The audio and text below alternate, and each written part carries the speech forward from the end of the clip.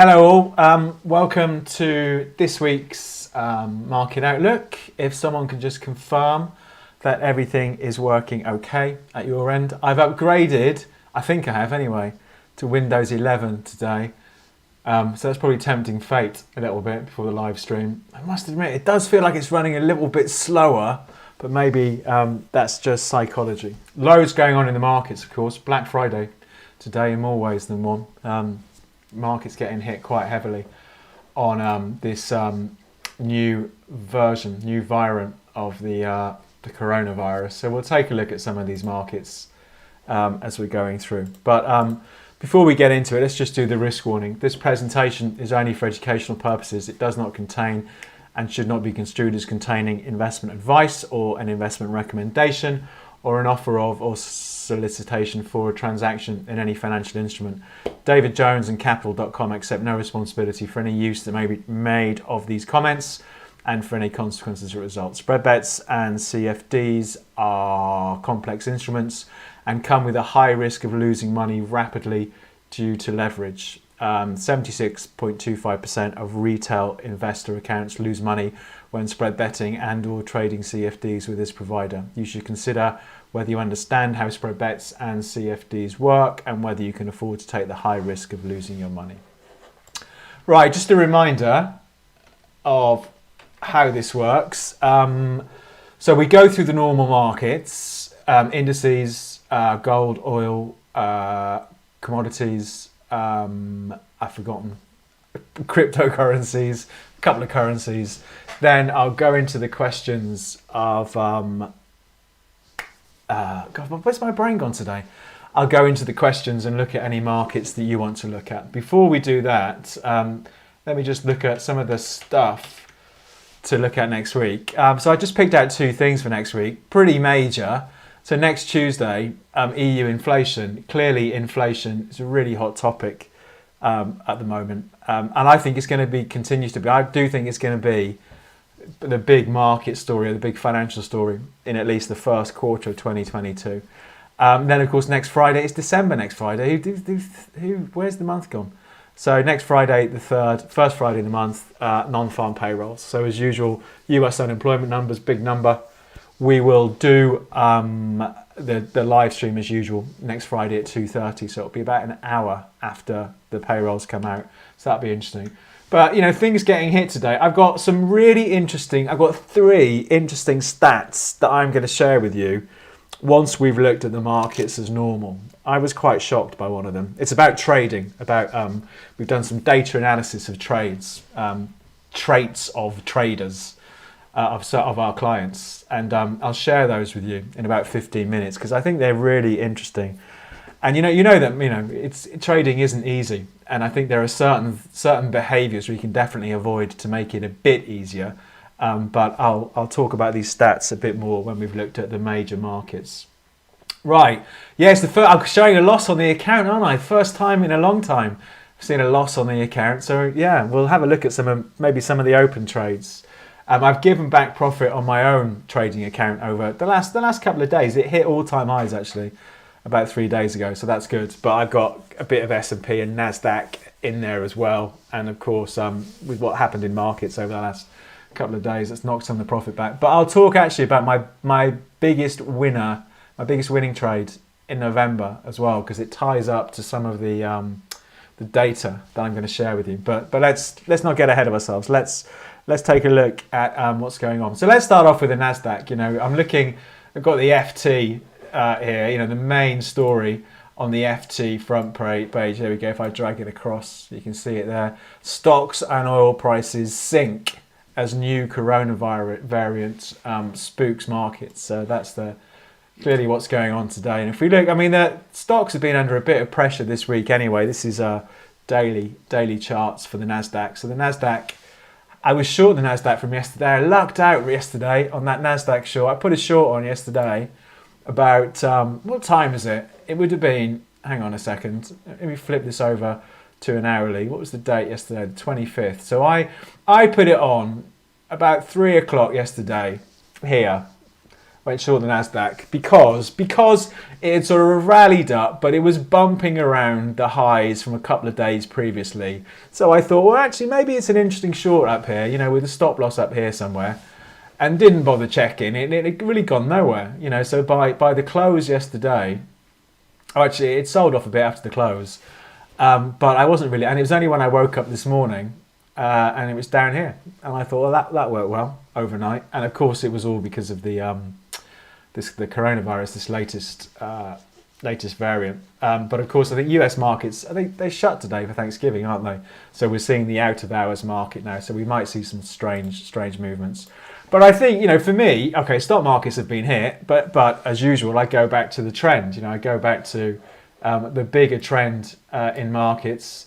And this is where we are. So it hasn't really changed much, anything, in terms of that bigger trend. For me, it will be interesting to see what happens on Monday when markets get back to normal. But for me, for the Nasdaq, I'd still be thinking about being a buyer. For fans of, oscillators, we've got bearish divergence, quite a lot of bearish divergence actually. We haven't seen this in the Nasdaq really since July of this year, but the market pushed to a high. Market pushes higher still. The RSI has made lower highs. So it can be a suggestion the strength is running out of steam. So for me, really interesting market to watch next week after sort of yesterday and today.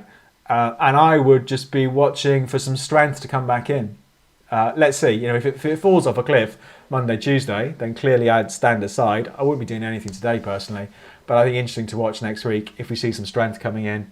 And for me, I would be still looking to buy into any weakness if we saw, what am I talking about? A bounce back next week. Oh, someone said the market is open but closes early. Thank you for that. I knew there was something. I must admit, I never get that much up to speed on the US holidays. So it is open today but closes early. So for me, stock market hit a bit. Let's have a look at the S&P. We're going to see a similar sort of thing, a bit more of a dramatic sell-off in the S&P. So the S&P overnight basically gave up its gains for November, the S&P in the overnight market. So again, for me, maybe a bit of a funny day today because it's early closing. I won't be doing any more trades today. I'm going to leave it till next week and see what happens. But the S&P, again, not back, but we're still in this overall trend, so, lots of levels to watch. I suppose an aggressive trade could be if you really had itchy fingers and wanted to do a trade today. What were the lows for November? The lows for November are sort of back here, and it has just about held overnight. Hang on a second. Let's just pick that up. Here we go. There we go. November lows were 45.95. So let's call it 4,500, and that's where the 4,600. Sorry, and that's where the market's held overnight. So I suppose that's one reference point to watch going into next week. So quite a bit of volatility over the last 24 hours, but for me, doesn't change that bigger trend in the S&P. So all still okay for me. Anyway, there. FTSE 100. It's taken a bit of a hit, the old FTSE, isn't it?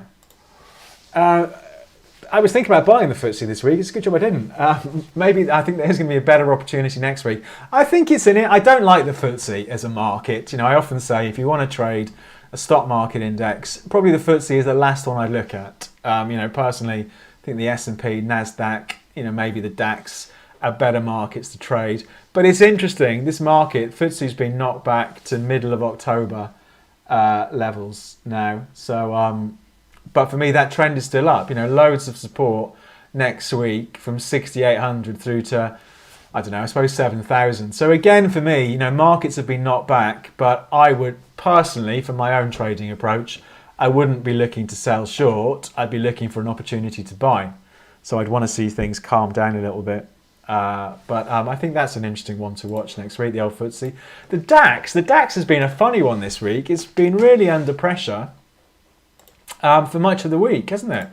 If you've been watching it, I always have a few little things open during the day, and the DAX is one of them. I just noticed we've seen this. Look at these candles since the 19th of November, which was that last Friday. We just sold off every day. So I thought that was pretty interesting. But again, on the DAX, here we are. If we take this DAX chart right out, there we go. So on the DAX, we're back on that. It's a bit of a dubious trend line, but back onto that trend line from the March low. So I think stock markets are worth a bit of attention next week. That's what I think from all of this. Looking for the bounce in all of them, but perhaps this time the sell-off is different. Perhaps this time the sell-off is the start of the great 2022 bear market. I don't believe that yet, so I'd still be looking to be a buyer. But let's see what happens next week. Nikkei, pretty volatile again overnight, the Nikkei. And it's pretty much, halfway through its range for the year so far. So I don't think it's as interesting as the other indices we've looked at. Bit sideways this year. So not too interesting for me at the moment, but another one, to watch next week. So let's see what happens. What else should we look at? Should we look at Bitcoin next? It's interesting. I should qualify this. I've closed 2/3 of the trades I had open on Bitcoin. So I am actually still long some Bitcoin in another account, but I don't think that's perhaps the wisest thing to do at the moment. But I think it's interesting when we've looked at this over the last few weeks. I've said that I'm maybe a bit concerned for those who think Bitcoin is going to $500,000. That it just cannot find momentum, and it hasn't been able to find momentum up at this $65,000 area. If we go back to April of this year, we broke out to new highs, but then halved. And this time round, again in November, we've seen new highs, which is bullish, but it just can't get through. I find it really fascinating up here, Bitcoin, that it does this stuff that is positive, but really can't get any traction. And so Bitcoin at the moment is back to where it was in February. How do you feel about that, hodlers? You haven't made any money for 9 months. You should put your money in the S&P. I think it's interesting, but it looks pretty weak, doesn't it? But I'll be watching it next week to see if we do have a bit of stability coming in, perhaps ahead of 50,000 psychological level. Let's see what happens. I think the stop on my existing trade is at 48,000. So if it does go to 48,000 next week, I'll be out of all of it. But it'll be interesting to see what happens. But still under pressure, the crazy crypto at the moment. Let's take a look at Ethereum. I'm guessing it's doing similar sort of stuff. Ethereum. Let's have a look at that. Yeah, arguably not as weak as Bitcoin, but another one broke out all-time highs in November, and we just haven't had the momentum. For me, Ethereum looks like the better trade, actually. If I had to buy one or the other at the moment, this absolute minute, I'd probably buy Ethereum, because it doesn't look as weak as Bitcoin. The closest I'd have my stop would be under 3,880, but probably under 3,600.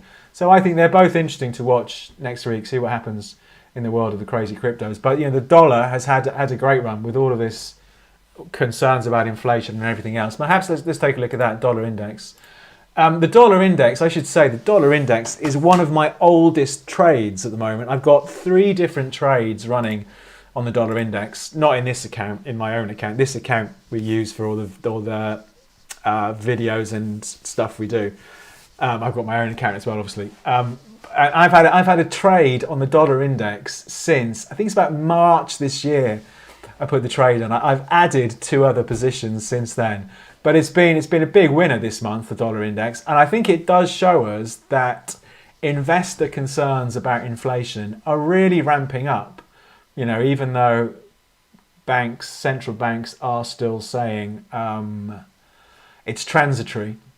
I don't think it's going to be. Personally, we'll see what happens. But I think the fact we've seen, the dollar had moved up to the highs, almost 3% in November. The dollar index shows that I think some nerves. People perhaps looking for a safer destination. We'll take a look at gold in a minute as well. But I think it's interesting. The dollar index, has moved back to July 2020 levels. I think when I last looked at it. Yeah. So for me, I'm long at the moment. Would I be a buyer up here? I'd watch it next week, I think, and see if we get a deeper pullback. Because even the dollar is getting hit on this coronavirus latest thingamajiggy, latest variant of the virus. Look, see what happened last year. If you remember, I don't know if you were watching it last year, but this was March of last year, 2020, when the coronavirus pandemic really gripped investors. And the dollar was one of the few things that went absolutely nuts in middle of March up, because people were looking for a safe haven. So I think that's all. I think it's always an interesting market to watch, even if you don't trade it. I think the dollar index is a really interesting one to watch. So yeah, let's see what happens. So I'm still long, got stops in place. I might, if it ends up falling a bit more, I might come out of it. But for me, it's still a buy and a dip. Looking to see where this sell-off goes to. If it carries on into next week, let's see what happens. So this does mean I was expecting a bit of a comeback for the pound and a bit of a comeback for the euro, but it's not happened. Not happened. I do have a sterling yen trade on actually, but I don't have a pound against the dollar trade. So the pound today touched its worst levels against the dollar since December last year. So 11-month low for the pound today. I was expecting a bounce down here. We're not getting it at the moment. It still looks pretty weak to me. So for me, still be inclined to be a seller on rallies for the pound against the dollar. For the euro, I think the euro's been even weaker. Euro US dollar. Saying that, it's had a bit of a move today, but just this week the euro hit its worst levels since June of last year, and there's massive support down here for the euro. So again, if it is gonna make a base anywhere, perhaps 111.50 is the place for the euro. So I think it's another interesting one to watch, but I would be in no hurry to be a buyer of the euro personally just yet, because I think the US dollar is still strong, but perhaps it'll start to turn its fortunes around down here. But I don't think I've bought euro US dollar in the last 6 months, but I was expecting it to have rallied before here, so for the moment at least it still looks weak. So I'd still be tempted to be a seller of the euro against the US dollar. I saw someone mention dollar Turkish lira, and this is a trade I should have done this year, but it's not a market I watched. But what a move! Clearly because of the political developments and everything else going on in Turkey. But if you live there, it's horrible, obviously, from a financial point of view. But this is dollar Turkish lira. So in September, $1 would buy about 8.5 Turkish lira, and then earlier this week it would buy 13.5. So this is basically the dollar jumping 50% against the Turkish lira in about 2.5 months, or the Turkish lira losing, half its value against the dollar in the same time period. For me, someone asked about it to have a look at it. It's a tricky market to trade now. What would you do? That trend, that has been a great trend. You can see going back a few years now of the dollar just gaining ground. If we went back 2 years ago, a dollar was worth about 5.7 Turkish lira, and it's worth more than double that now. What would you do when, like I often say, when markets get crazy volatile like this? I think it's difficult for me, and I tend not to get involved. But if it'd been a buyer now, the closest I'd want my stop, the other side of 11.5 would be an obvious one.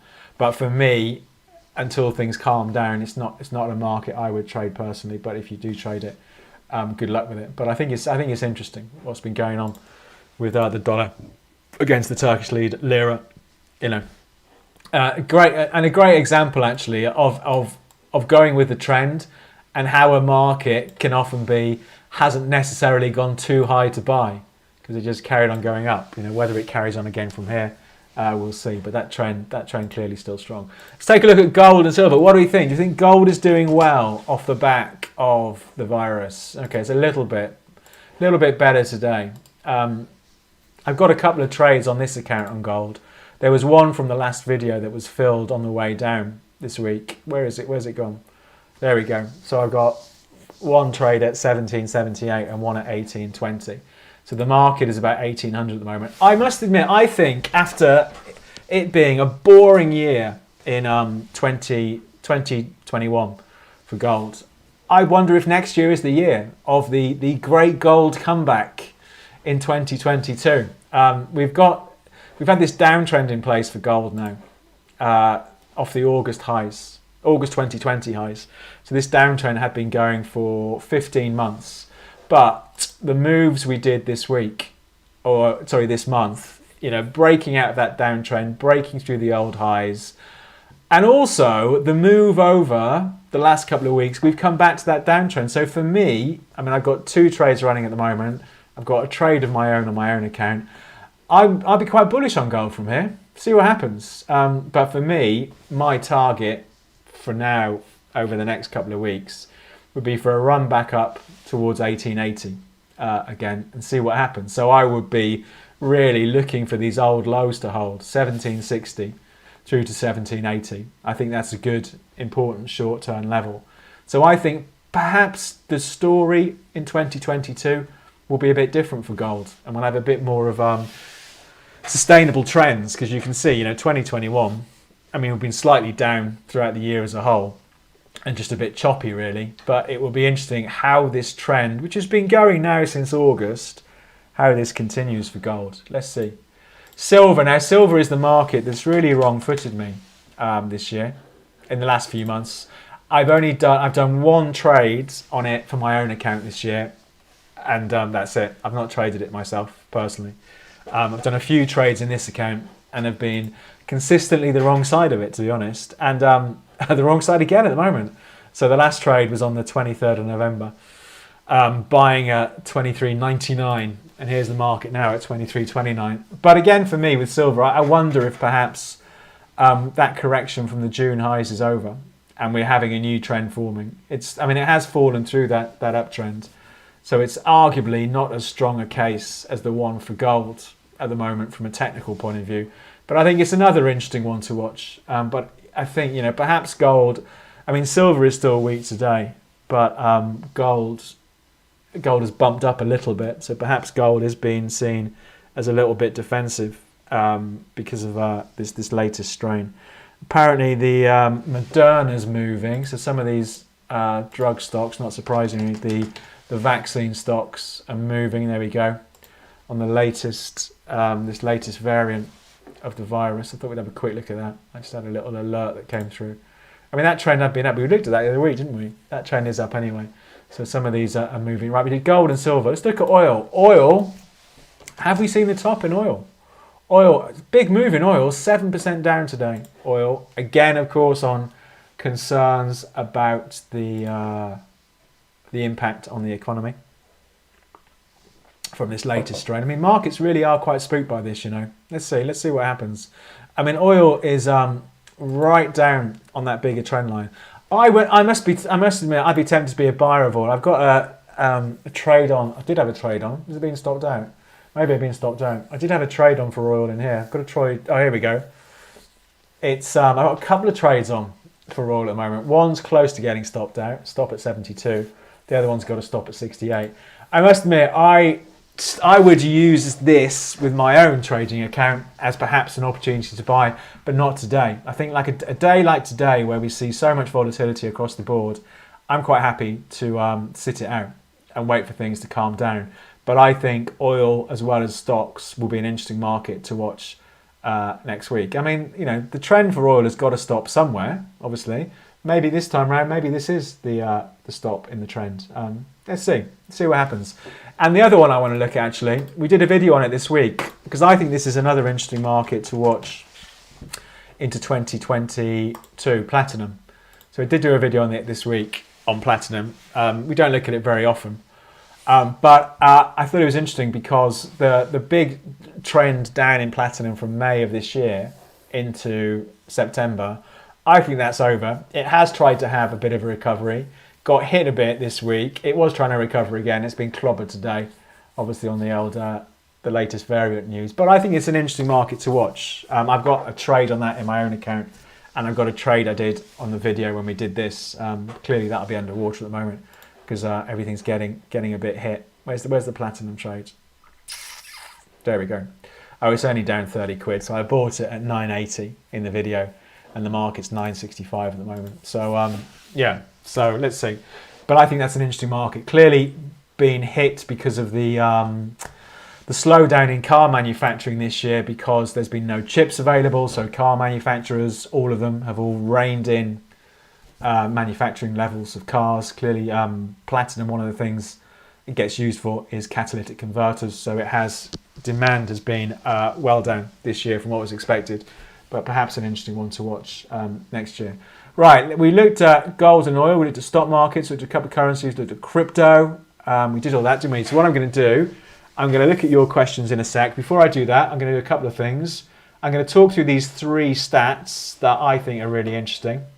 But what we'll also do, if I can find it, just to flash up the details. So go to Capital.com to find out more about the company. Download an app. If you don't have the app, open a demo account, open a real account.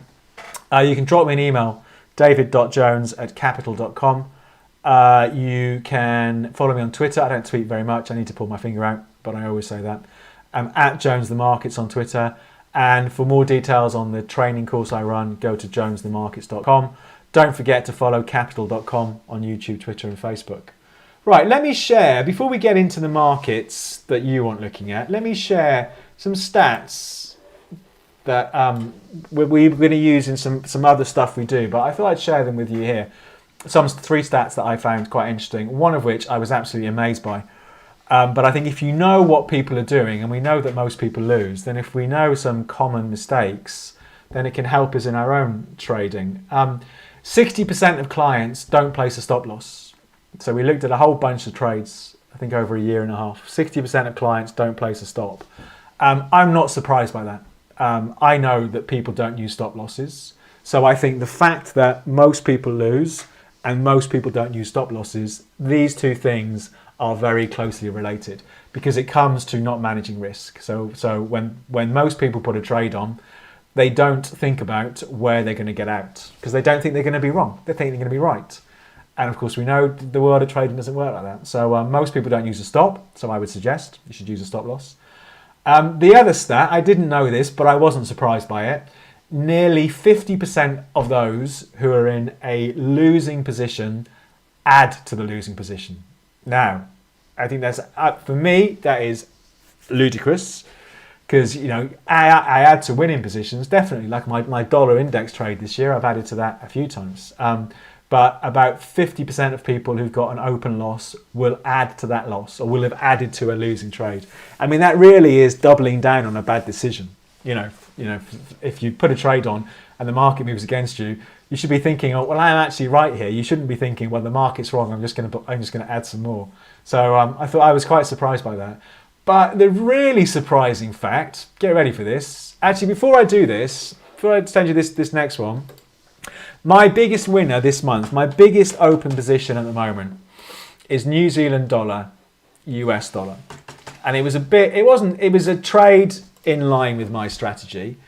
I was just quite lucky that it's moved really quickly. Okay, so at the moment, I've made about 2.5 times my risk on this trade. So if my risk was £1,000, I'm up 2.5 grand on the trade. But basically, I went short New Zealand dollar 1st of November.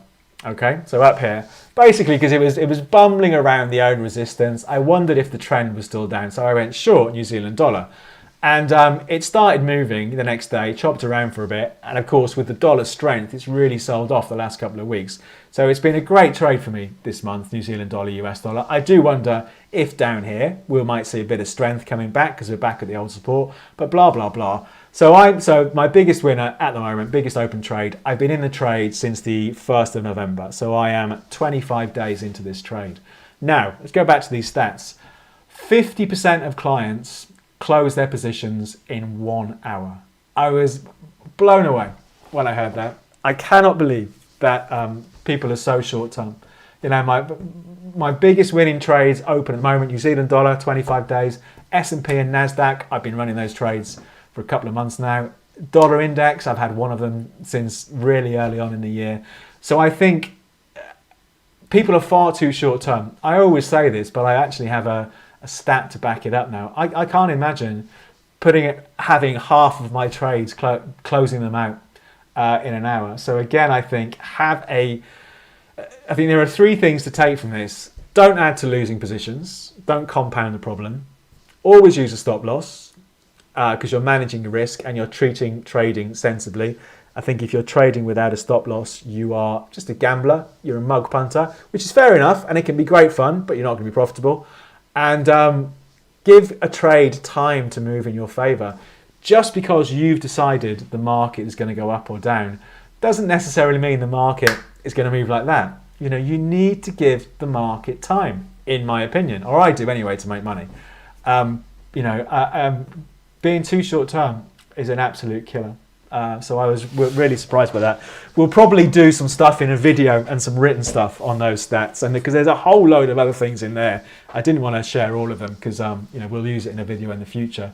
But I thought it'd be interesting to look at that. But that trade closed in an hour on. I was absolutely shocked by. Right, let's get into it. Let's have a look at some of the questions anyway. Tesla. Someone asked about Tesla. Let's have a look at Tesla. I was saying that I should have bought Tesla at 1,000. I may get my chance again. I mean, for Tesla, the trend is still up, isn't it? You know, it's volatility, yes. You know, I mean, a lot of volatility in November. It's gone from 1,200, pretty much below 1,000. So we've seen, 20% swings for the stock in November. But for me, I'd still be a buyer. The only question is, where does your stop go? You know, if you're a shorter term trader, for me, my stop would go the other side of 975, the recent low, which is a 100 quid stop, 120 quid stop, whatever, $120 stop. But for me, it still makes sense. You know, I mean, for most people, they don't play stop losses anyway. They don't care where the stock goes. But for me, that is an obvious place for the stop. So the trend is still up. It's just whether we get more of a correction from here, isn't it? And who knows? You know, I don't know. I don't know about that.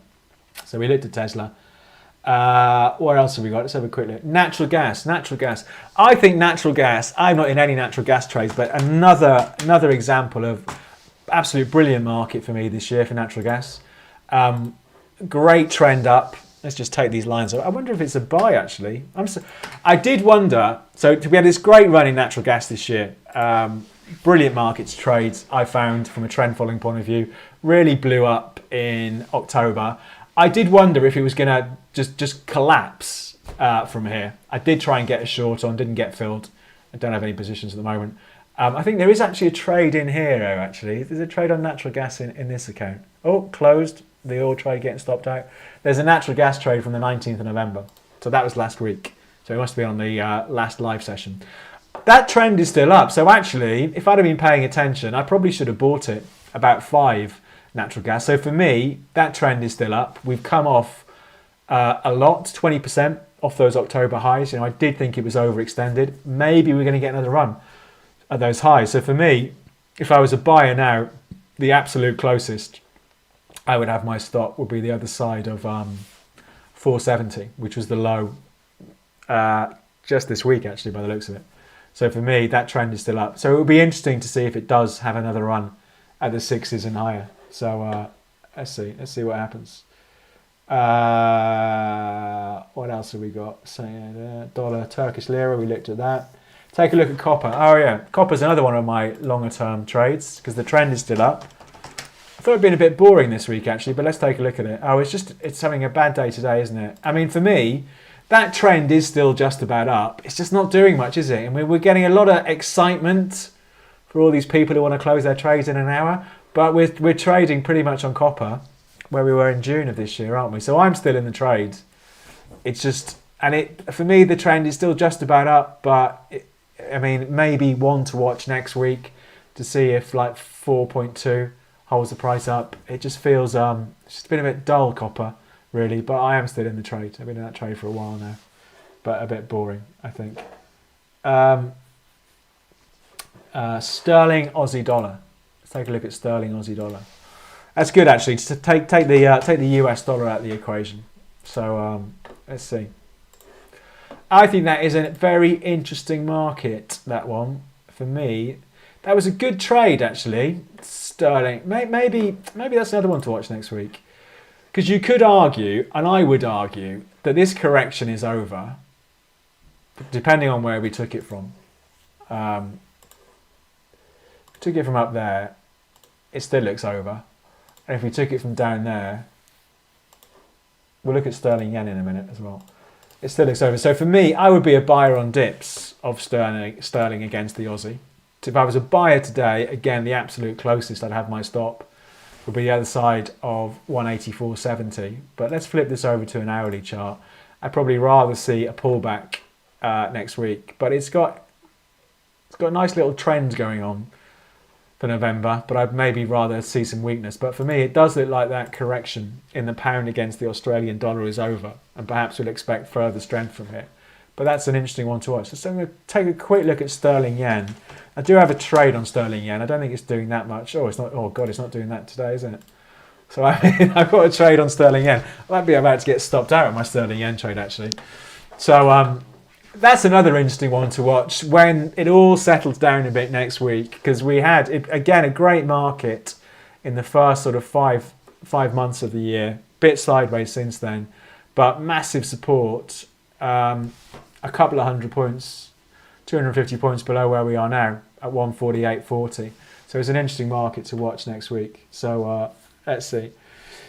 Do you believe in the Santa rally? I think statistically it is a thing, isn't it, that stocks do well. I was reading something on that, funnily enough, just today. I'm trying to find the reference that historically it had done well in the last 20 years of the S&P. I'm trying to see if I can find the article.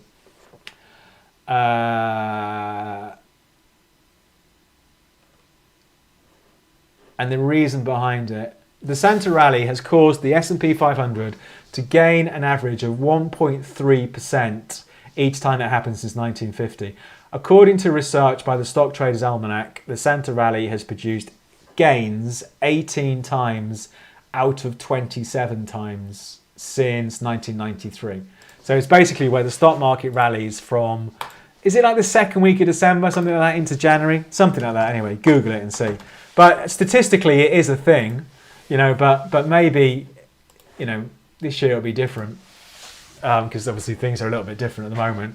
But statistically, it does work, you know. But I wouldn't risk any money on it. But you should know that in December you do have a bias of the market going higher. So yeah, let's see what happens. Nickel. We looked at nickel last week, didn't we? Let's take a look at nickel. Do we cover nickel? I can't remember. Yeah, there we do. For me, that trend is still up. I remember looking at that last week. The trend is still up on nickel. So again, you know, depending on what happens today and everything, that's another one, you know, for me to be a watcher of next week and see what happens. Crude oil, we did crude oil. PFE, what's PFE? PFE. Is that the one? FIFA, is that the one you mean? FIFA Vacuum Technology. Supplier of vacuum solutions. Is that the right stock? We don't have that much data. We've only got to July, the data. I mean, the trend is up, isn't it? We've only got data going back to since July, so I don't know if it didn't float till July. But for me, the trend is still up. But as usual, where do you put your stop? You know, in a stock that explodes like that. If I was a buyer today, the other side of 200. What do you think about Cathy Wood's new strategy, which she said would be like ARK on steroids? Do you know, I haven't heard that. Let's have a look. I mean, ARK did well last year, didn't it? The innovation ETF, because of its exposure to Tesla, amongst others. It's been quite disappointing this year, though, hasn't it? I mean, a great run last year. I mean, if you'd have bought it at the beginning of 2020, you bought it at 50, and if we look, where did it get to? It got to 160 pretty much in Feb. But is it down on the year? It's down on the year so far, the innovation ETF. I haven't read about this one on steroids. I'm gonna have to Google that and have a read a bit later and see what it says. Oh, here we go. Testing ARK on steroids as ARK funds struggle. Now I would say, you see, that's interesting, isn't it? Because I think so. An approach that she's used before, and obviously clearly she's a great investor, hasn't done so well in recent months. So she's trying a new approach. To me, that would be like, well, my trading approach hasn't worked very well the last 3 months. I'm going to try something else. That may be my only note of caution on that, but I'm going to have a read of that a bit later on and see if I can have a more informed opinion next time round. So yeah. But I'd always be a bit wary of that sort of stuff. Algorand. What is Algorand? Is it a cryptocurrency? Did you hear the disappointment in my voice there? It's just, isn't it? I mean, it's great. I mean, these things, like I always say with these things, it's great if you're in them and it explodes, but it's not really gone anywhere, is it, since September? So I suppose if I was a buyer now, I'd put my stop under 1.4, but I wouldn't buy it. Personally, for me, I'd go and trade Ethereum or Bitcoin, to be honest. So, yeah. What about Rivian? Let's have a look at Rivian.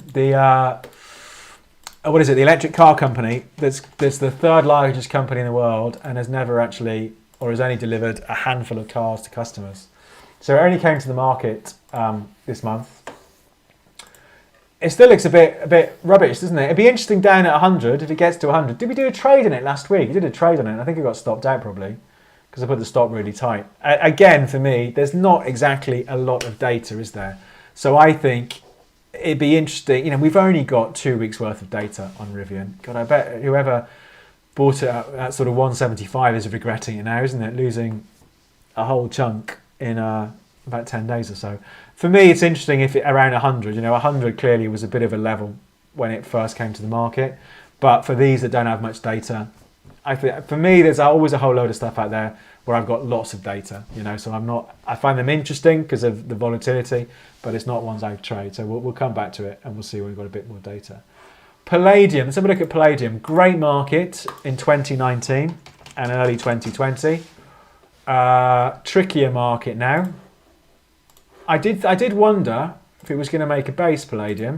It doesn't look like it at the moment. Oh, that's been really hit today, isn't it? And it had been. It was a great market for me in 2019. I think the bigger chunk of my profit by market came from Palladium because it was such a good trend and it really accelerated into 2020. I've not done much with it since then. I did wonder if it was going to make a base down here ahead of 1800. Really hit again today, isn't it? Really hit. So trading back to levels not seen since May 2020. So I suppose you could see this as a bearish sign and think, right, I want to be a seller. I want to be a seller of Palladium. As usual, the only question is where would your stop go? For me, the absolute closest I'd have my stop, the other side of the highs from what are only the last couple of days. But that's another one for the markets to watch next week list. Palladium. I wonder why it's getting hit so hard today. Is it just on this, you know, the worries about this virus? CrowdStrike. Let's have a look at CrowdStrike. It's sold the usual one from Nick there. Great buying opportunity. Well, you would say, yeah, I would have to say that from a technical analysis point of view, it's come back to the trend. It's had a little look below the trend. So for me, it's interesting down here. If I was a buyer today, and like I say, I'd be quite happy to do nothing today and just wait for the dust to settle next week. I'm going to go and watch a James Bond film after this, to be honest. I'll be watching markets. But for me, if I was a buyer today, I'd have a stop loss the other side of absolute closest, the other side of 220 for me. Let's see. It's pretty oversold as well on the RSI. So it is interesting down here, you know, this one. But yeah, another one for next week. Big busy week next week, looking at all these things that could look interesting. Right, what else have we got? We looked at aluminium. We didn't look at that, did we? Let's take a quick look at that. Aluminium spot. I guess that's getting hit as well. Yeah, but for me, great. Again, and this is another one for next week for me, to see if the dust settles and assuming it still holds above 2,500.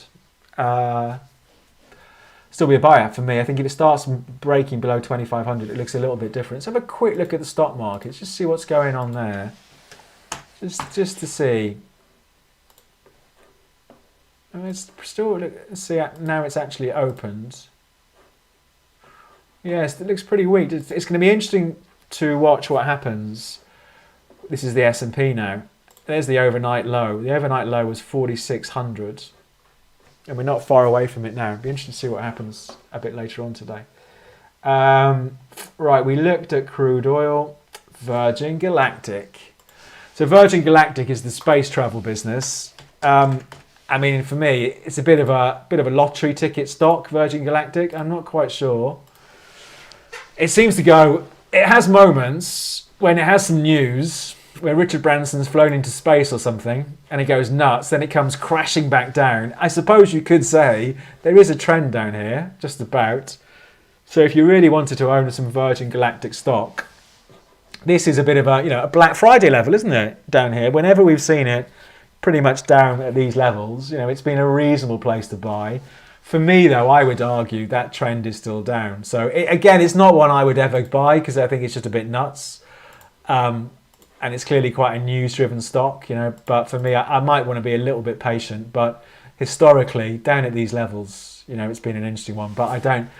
And if you buy it, good luck to you. But it's not one for me. These crazy, nutty stocks, So thanks for that comment, Martin Eftimov. You couldn't be more wrong. But it's a free world, isn't it? Right. We did Virgin Galactic, Turkish lira. We looked at Turkish lira. Adobe, we looked at those last week, didn't we? And I said I didn't know what they did. They just did PDFs, as far as I'm concerned. But someone did correct me in the comments from last week and explained exactly what they did. Well, I've forgotten already. But I remember looking at them last week and seeing they were a great, absolute great performer off the lows, March lows. And I think they hit fresh all-time highs this week. I'd still be a buyer. The thing is bumbling around fresh all-time highs. So for me, it's still a buy. The usual question is, where would you put your stop loss?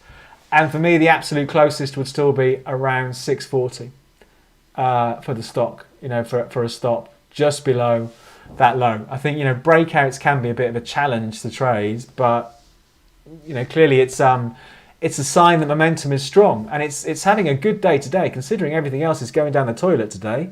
The PDF company is doing very well. So that would be, for me, I think another interesting stock to watch. Alibaba, I will have another look at oil. There's a few more requests for oil, so we'll take a look at oil. But I'll have a look at Alibaba first. We do have a stocks channel, and on our stocks channel, I did actually look at Alibaba this week. So, and I thought it was interesting. The trend is still down in Alibaba, and it's just today hit new low. So for me, that's still very much a barge pole stock when it comes to buying, because it's still really weak. It's interesting to see what happens down around 130, which is where we are now, and these are the lows from 2018, so they're 3-year lows. But to see a bit more in-depth stuff on Alibaba, look at the link in our stocks channel, the link below this video for the stocks channel, and take a look at that because we looked at it in a bit more depth.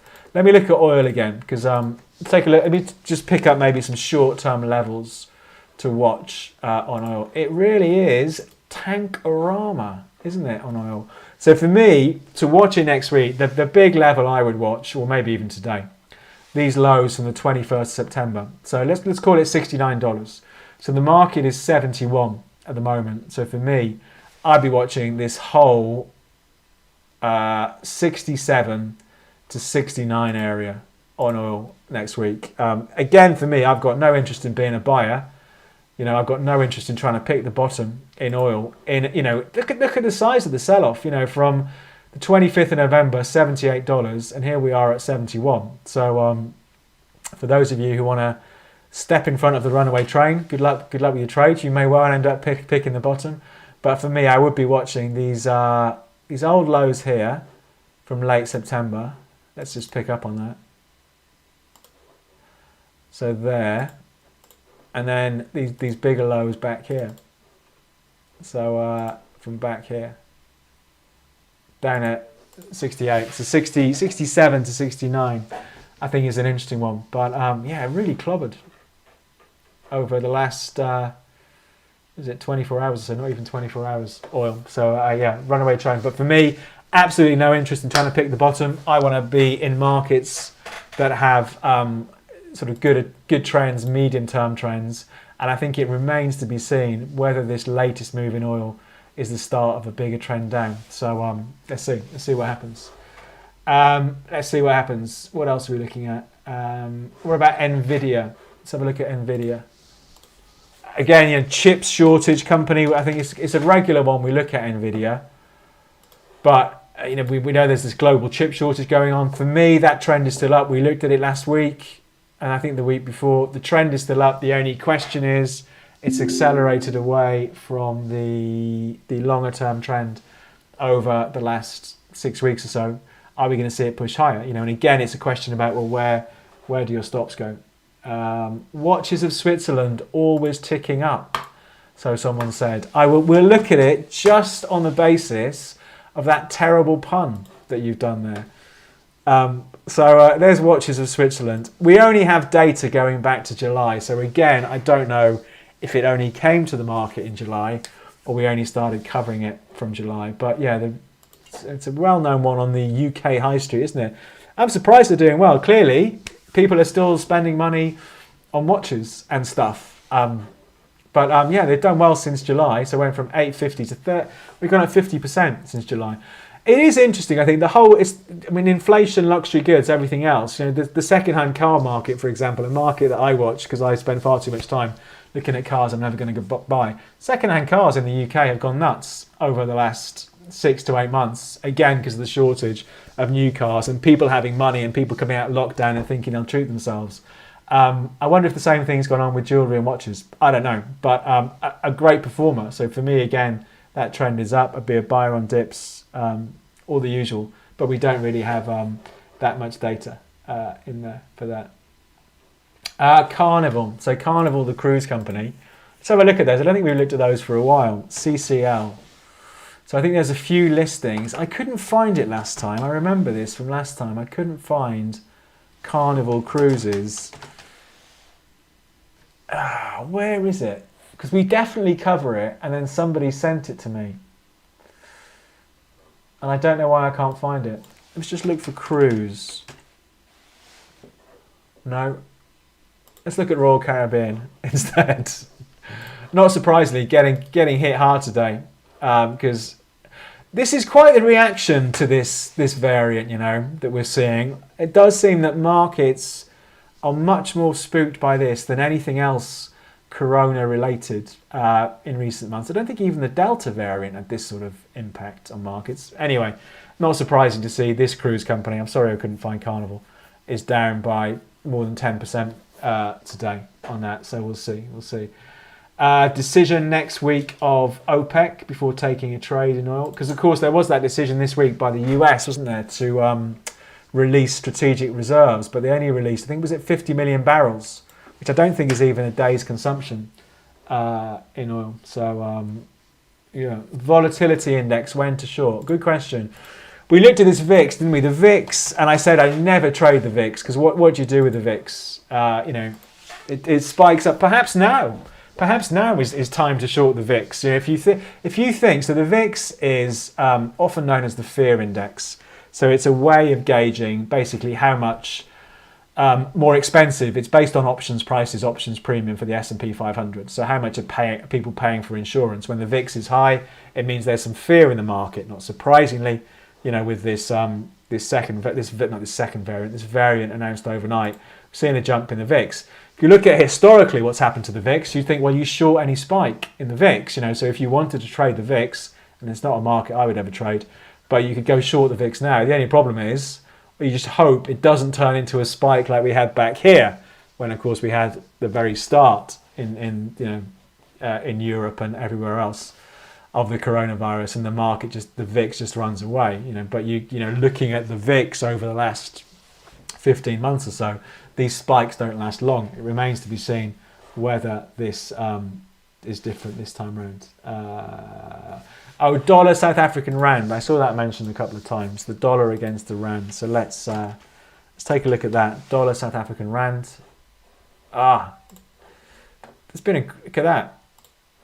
That's quite an interesting way of playing the US dollar actually, because it's actually gone positive today. It's been a great. I should have picked up on that. That's been a great turnaround in the trend. We've clearly looked at it before because the trend line is there. So in July it started breaking out through the trend. If I had watched that market, that would have been the great buying opportunity. The pullback to the old lows, around about 14 for the Rand, and it's gone up 200 points since then. As usual, the question is up here, Would you buy it up here?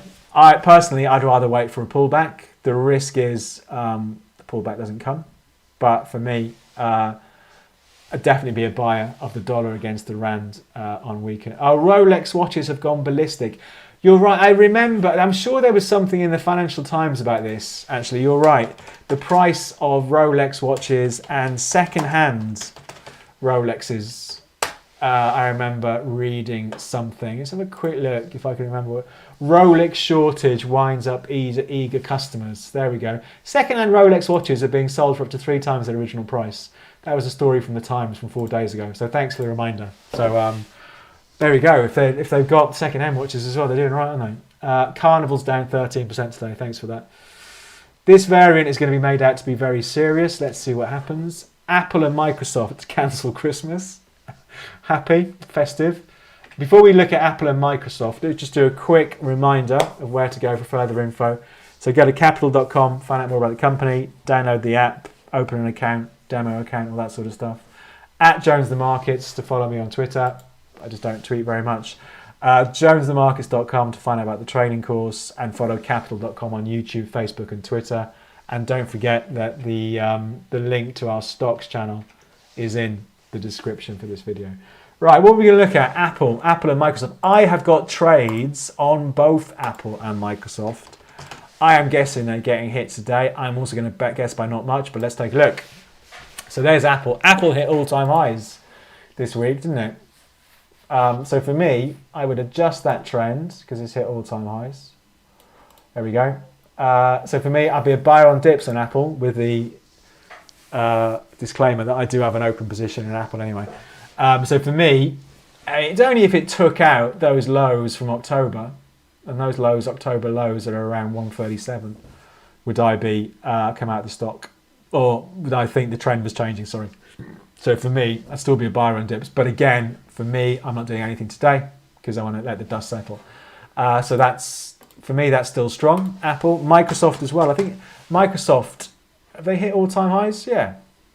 So Microsoft hit all-time highs again this week. Microsoft's been it's quite an interesting one, I think, Microsoft, because it's been a bit of a slow burner almost. It's one you don't hear much about. It doesn't get the same sort of chat about it, or to me it feels that way, that the likes of Apple and Tesla and all of those get. But an absolutely, solid performer since March of last year, $1.40 a share, and here we are at $140 a share, and here we are at $3.35.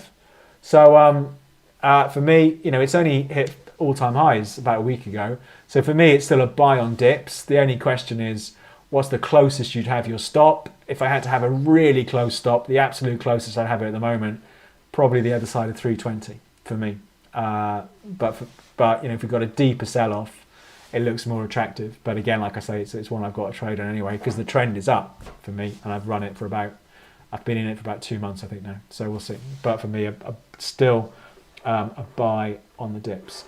Any more about? We did look at pound against the dollar. I'll have another quick look though.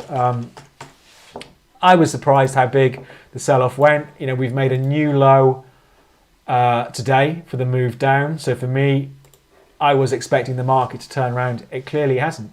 So it's being hit by this dollar strength that we've seen. So for me, there is a lot of support coming in here from last December, around 132, but the market's still weak. So if I had to do a trade on pound against the dollar, I would be a seller rather than a buyer, and I'd rather sell into strength. Okay, maybe it's a trade now. Maybe that's a trade now. We had the highs yesterday, pound against the dollar, up at 133.50. The market has traded 133.50 today. So for me, perhaps one idea, go short 133.27 with a stop, maybe at 133.70, something like that. But it's not a trade I would do personally. But perhaps that's the trade at the moment. But still weak, pound against the dollar for me. So let's see. Berkshire Hathaway. We did this on the stocks channel not so long ago. I think the trend is still up, isn't it? It's been a bit of a disappointing 7 months or so for the stock, because it's pretty sideways, isn't it? But big support down at 270. A little bit boring, perhaps, but not for me. A bit boring at the moment. And JP Morgan, the boss had to apologise this week, didn't he, for saying that JP Morgan would be around, would outlast the Chinese Communist Party. But not the cleverest thing to say if you're running a global investment bank. For me, again, a little bit flat this year again over the last 7 months. But I probably, it's in the middle of the range, isn't it? So what do you do? And something's in the middle of the range, in the middle of the range. So for me, I'd probably rather be a buyer rather than a seller. But that's it, a bit boring for me. Right, we're going to wrap things up in a second, but someone said Pfizer and Moderna. We did have a quick look at Moderna, so we'll look at Pfizer. So not surprisingly, the vaccine stock's up. Look at that. That's the highest Pfizer's been since. I wonder if that's all-time highs. We've only got data going back to 2015 here, so I don't know. But I did remember looking at this and thinking it was a buy on a recent market outlook, wasn't it? But all-time highs today, off the back of the this latest variant, obviously of the virus. I'd rather be a buyer of a dip. A bit of a crazy day today all around. So for me, another one for the list for next week to see what happens next week. But a great move, over the last month from 42 to 54. It's almost a 30% move in the stock, isn't it? But the trend is still up, So for me, I'd rather be a buyer of a dip rather than buying into the mania. So we'll see. You did not explain Forbo. What is Forbo? Hang on a second. Let's have a quick look. Unfortunately, we do only have an hour. Manufacturer of floor coverings. Okay. To me, it looks a little bit boring. To me, but I'd argue the trend is up. The trend, if we go back to March of last year, the trend is still up, isn't it? Oh, has it fallen out? I would give it one last chance, and I'd be a buyer, and I'd put my stop loss the other side of 1670 on Forbo. But if that's the right one, but that is Forbo. Okay, unfortunately, we can't cover them all because of the limited time, because I only have an hour to do this, so we are going to wrap things up there. For me, I completely agree with your comment there. The stats were the big eye-opener. I think those stats that I mentioned about 20 minutes in, if you missed that, watch the replay, because I think there's some real fantastic lessons there for all of us of what not to do when it comes to trading. So just as a recap, most people don't place a stop loss. Nearly half of people add to a losing trade, don't add to losing trades. Nearly half of positions are closed in an hour. For me, that's absolutely crazy. I'm looking for the bigger move. So be more patient when it comes to trading. Right, we'll stop things there. Do it all again next week. Capital.com for any information. Open an account. Any questions, drop me an email. david.jones@capital.com. @JonesTheMarkets on Twitter. I will start tweeting more. JonesTheMarkets.com to find out more about me. Follow Capital.com on YouTube, Twitter and Facebook. And at the bottom of this video is the link to the stocks channel. We put 2 or 3 stocks videos out every week. Clearly, there's a lot of interest in stocks today. So if you haven't subscribed to the stocks channel, go and subscribe to the stocks channel. And we'll do it all next Friday, which will be December. Ridiculous. And non-farm payrolls day. So crazy day today. I'm off to watch a bit of telly, let the dust settle, and we'll see where we are next week. Thanks for coming along.